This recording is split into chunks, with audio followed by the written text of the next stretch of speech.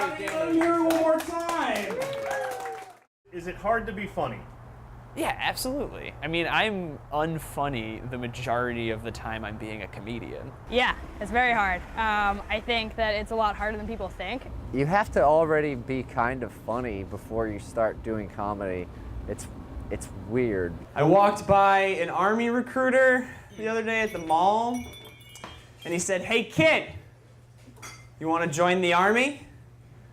And I was like, "Yeah, I don't think you want someone in the Army whose appearance says, 'I like discussing books and local bakeries.'" And then I frolicked away to Forever 21.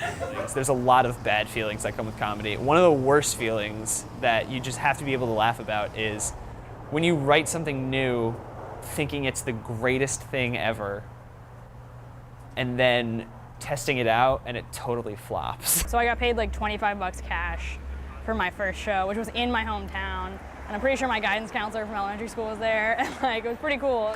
It's been amazing. I love not being in school anymore. I just moved into a bigger place, which is super nice. I have super cool roommates. They're my parents.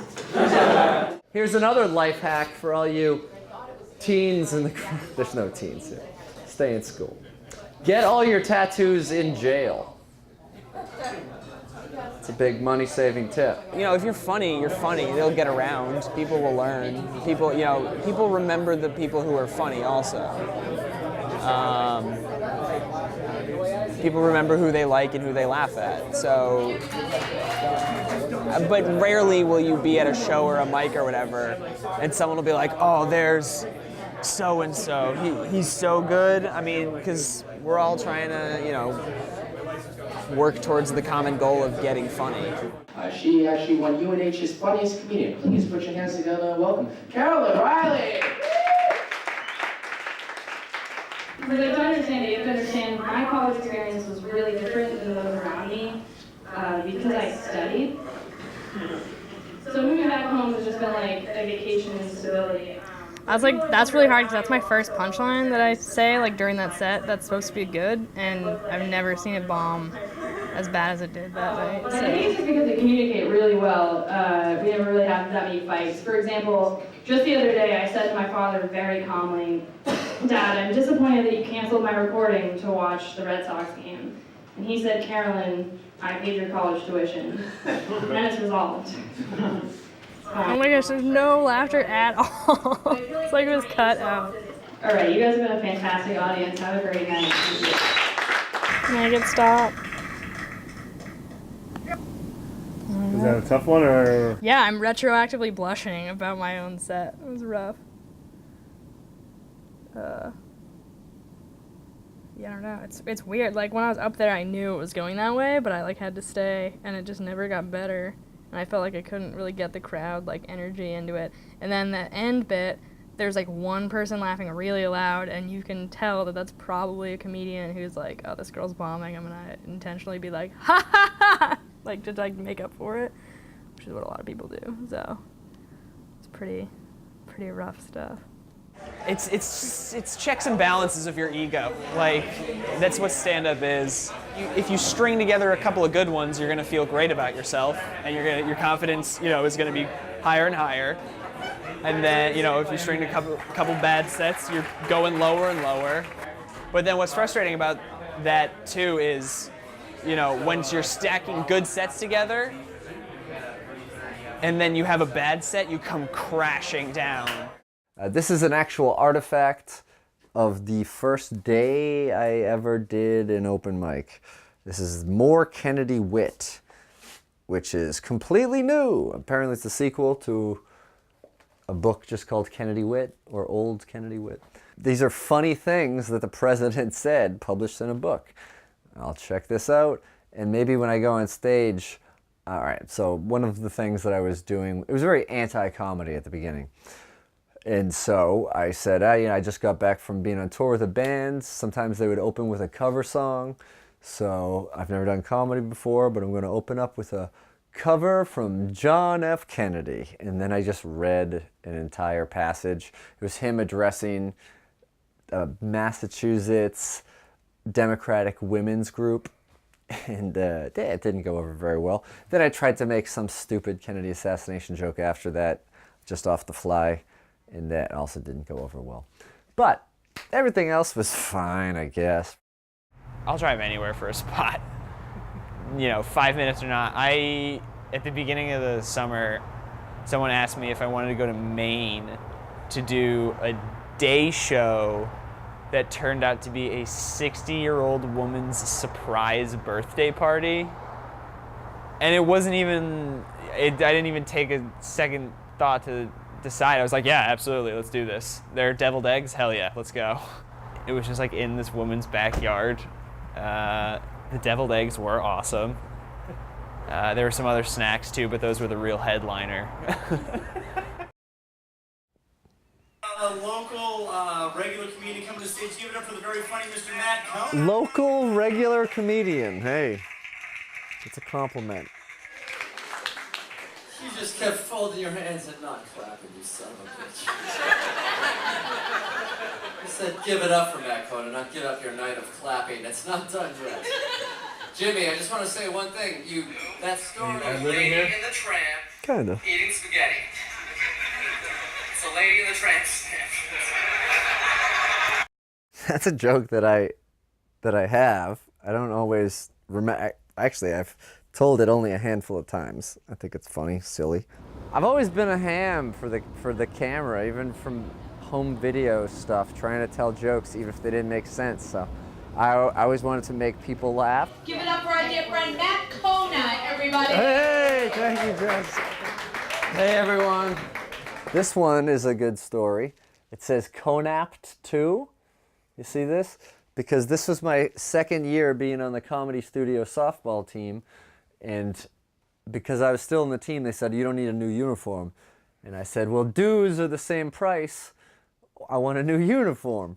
So I wanted to say Kona Part 2, and they messed it up, and they just put Conapt 2.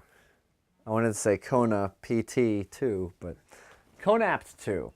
I complained, of course.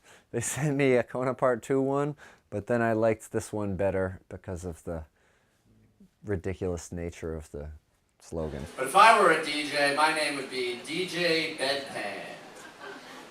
Just so my hype man could say, DJ Bedpan on the ones and twos. Pee-pee poo-poo joke. Is it hard to critique yourself? This is a perfect performance, so there's nothing really to critique. What I've been watching for lately is just overuse of unnecessary words such as like, but, you know, stuff like that. The latest roast battle. A lot of comics, they'll hang out before shows and they'll start like riffing or, What is riffing? just kind of playing off each other, kind of just exploring a topic, on your feet. You don't know where it's going to go. You don't know how abruptly it's going to end. Have you ever gotten laid because you're a comedian? Well,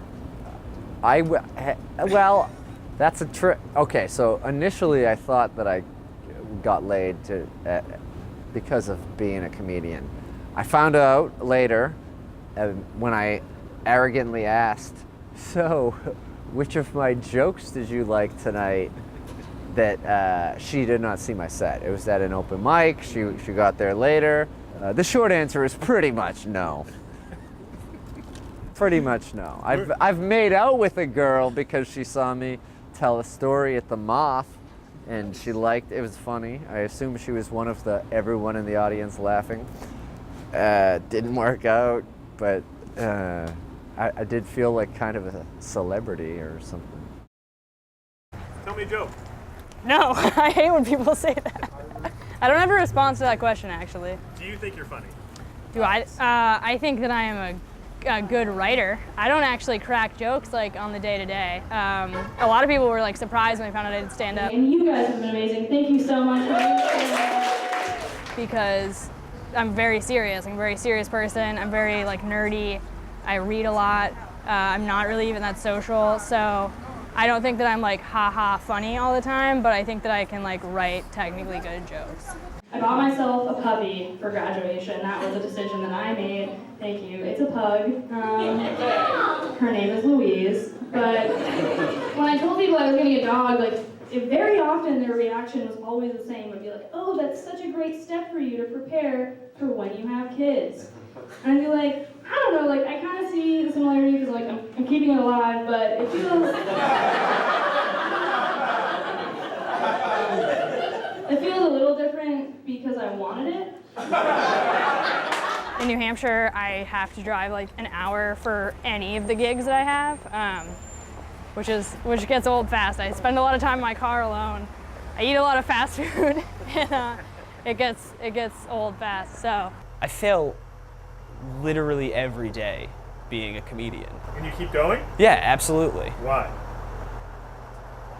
Because the failure is what, like, that's what drives you and what you remember. I caught a Red Sox game with my uncle earlier this summer, where a 13-year-old threw out the first pitch, and it wasn't great. Kid bounced it 5 feet wide left. But he's 13. All of a sudden, though, a packed Fenway Park, 35,000 plus screaming fans all start yelling, "Boo! You suck!" What was more entertaining, though, is when the kid was like, "Fuck you! Scumbags, I don't see you up here!" And then the Red Sox lost 21-2. That kid turned out to be as good as the Sox pitching staff.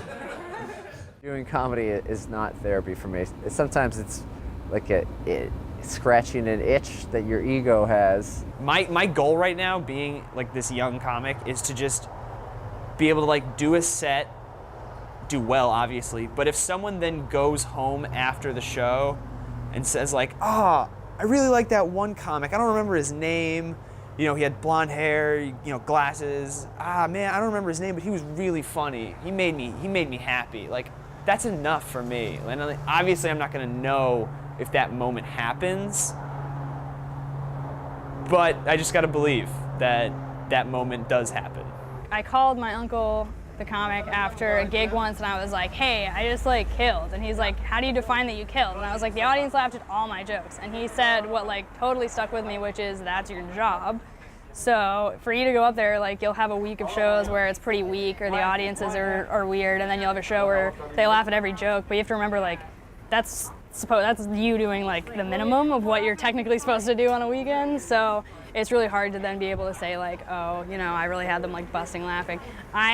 At this point, currently, if I have a weekend show, I'm always going to be like the first or second comic on the lineup. So, and then there's going to be like a headliner who's really good. So I measure it by if the audience remembers me by the time the headliner finishes after the show and like says hi, then that means they actually like remember that I even performed. Because there's been some shows where they just like didn't remember there was even other comics before, like the 45-minute guy that just like killed. I'm not great with girls though. Here's how I introduced myself to a girl one night. It's an incredibly attractive girl sitting at a bar. I said, "Hi, my name is Danny. What's your name?" "Joanna." "Oh, cool. My name is Danny." And that was it, you guys. So we're not gonna get married. For the most part, laughter happened at every, you know, it wasn't just like the highest. You know, there weren't that high of peaks and there weren't that low of lows. It just kind of, it was a, you know, it hit on the Richter scale, so to speak. But tonight is just like that was like a very realistic look at like a young comedian's life.